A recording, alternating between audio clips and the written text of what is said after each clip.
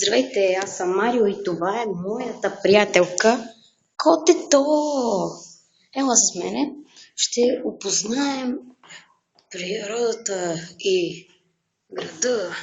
Пловдив, вижте каква е хубава. Ела тук.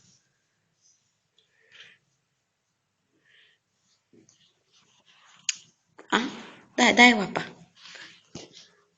Колко дресирана котка, тя е точно до моя вход.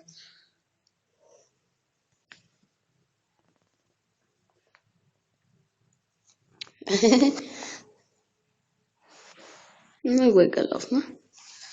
И ще слезнем по стълбите и сега ще ви покажа как ще слезнем на входа и ще изчакате за малко. Така, вече слезнахме и сега ще опознаем природата. Вижте какво е застанало къща. И вижте тези котанчета. И си. Ела, майцо. Ела и ти. Ела, колко е хубава. Еха. Сега ще се поразкараме малко. Ама това е, защото... Ей, сладур, има един сладур. Чакайте, сега ще го.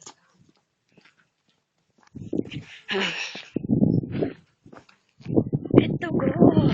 И хочето. Мутъна. Сладур. И